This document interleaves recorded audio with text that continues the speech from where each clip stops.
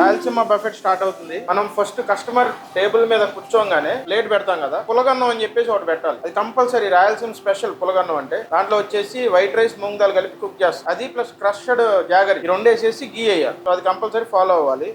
Lemon coriander, ఇంకోటి వచ్చేసి కోడి రసం. ఇక్కడ కామన్ గా మన సలాడ్ అండ్ పాపడ్ వస్తుంది, ప్లేట్స్ వస్తాయి. దాని తర్వాత వచ్చేసి మనకి ఇక్కడ 2 స్టార్టర్స్ వస్తాయి. ఇందులో జొన్న గారెలు, Rayalaseema veg box. Non veg వచ్చేసి కర్నూలు కోడి వేపుడు అండ్ చిత్తూరు చేపల వేపుడు. సో దీనికి సపరేట్ మసాలా ప్రిపేర్ చేయండి. అండ్ మసాలా బాగా స్పైసీ ఘాటుగా ఉండేట్టు చూసుకోండి. రాగి సంగటి, రోటీ వస్తాయి. రాగి సంగటిలోకి వెజ్ వాళ్ళకి అరటికాయ చేపల పులుసు, నాన్ వెజ్ వాళ్ళకి నాటుకోడి కూర. బిర్యానీస్ వచ్చేసి కర్నూలు కుండ పలావ్, తాడిపత్రి మిక్స్ పలావ్. మిక్స్ పలావ్ లో వచ్చేసి chicken, mutton, fish and prawn, uggani bajji and cut mirchi biryani. ఇవన్నీ వెజ్ వాళ్ళకి. పప్పు, తోటకూర, ములక్కాయ టొమాటో కర్రీ, దొండకాయ పకోడీ ఫ్రై, మామిడికాయ బోటి కర్రీ, తలకాయ మాంసం కూర, ముక్కల పులుసు, సాంబార్, గీ, కర్డ్, మజ్జిగన్నం, pickle, papad, white rice, 4 types of sweets, ice cream. Total 30 to 35 items అవుతుంది.